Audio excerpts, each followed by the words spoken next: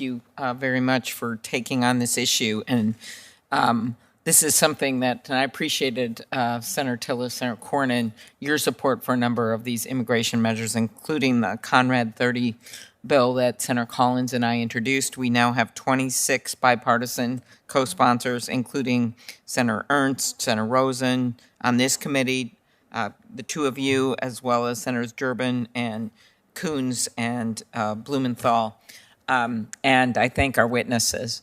I really I don't think our economy can withstand it if we don't move. My state has the lowest, as Ms. Peterson well knows, lowest unemployment rate in the country.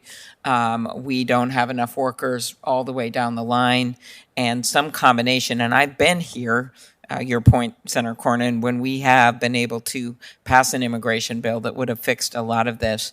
We got it through the Senate with bipartisan support. Comprehensive immigration bill, and then unfortunately, it did not pass in the House.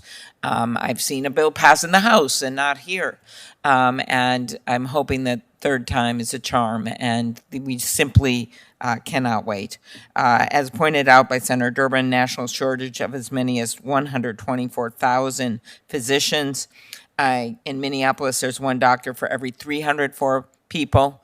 And, you know, we're the land of 10,000 lakes as well as 10,000 medical clinics, as you know, with Mayo, so many University of Minnesota that we're so proud of. But in rural northwestern Minnesota, there's only one doctor for every 686 people.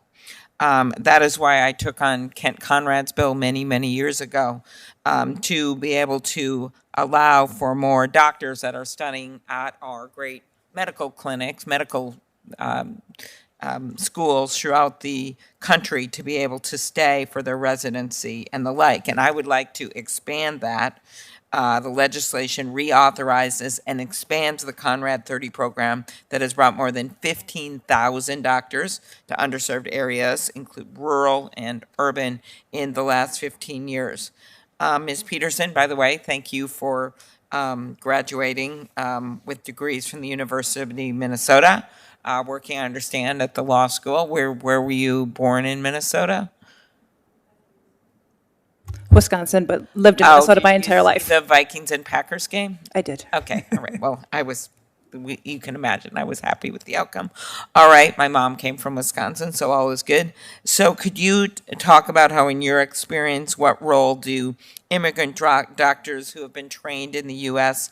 Play in providing essential medical care to rural and underserved communities?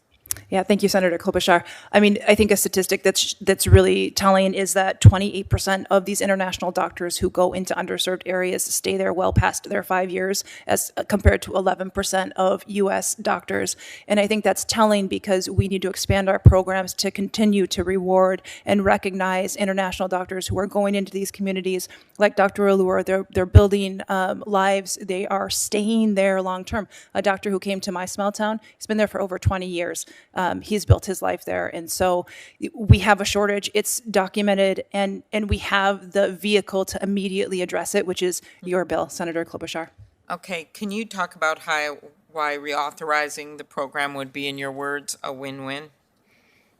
It gives states the ability to control the doctors that they can place. It also encourages and rewards physicians like Dr. Allure to work in underserved areas by helping them get over the H-1B numerical cap, which this year alone, we had over 480,000 people apply for 85,000 numbers.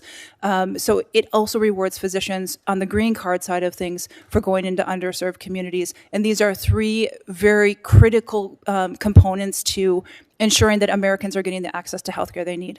I note that recently the United Kingdom introduced a healthcare visa program that fast tracks visas for healthcare workers, not just doctors. And Canada, which is very close to our borders, also offers an expedited pathway to permanent residency for doctors.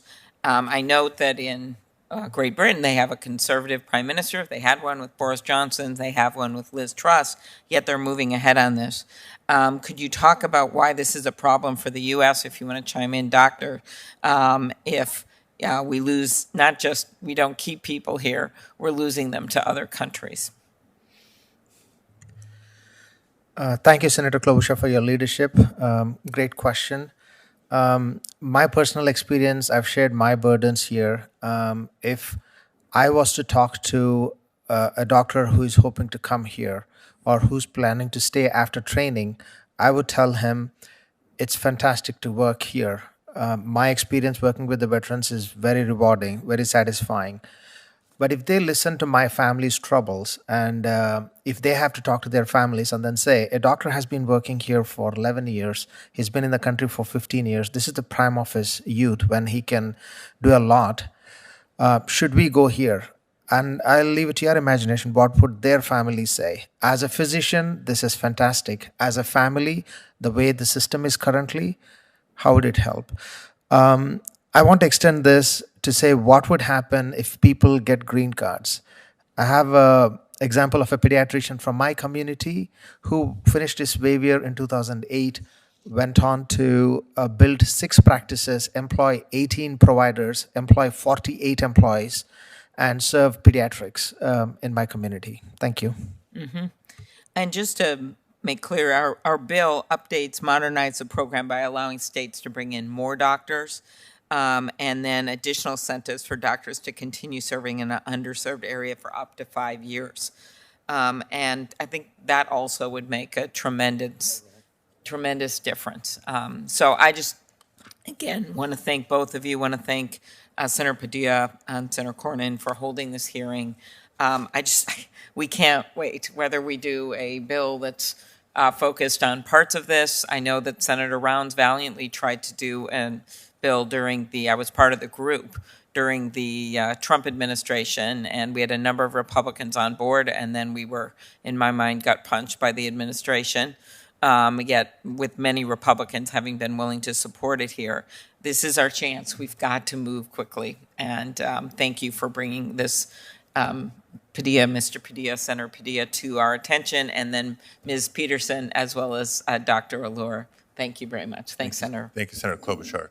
I know clock is ticking. We have votes open, but there are a couple more questions I want to raise and have responses for the record. I'll try to be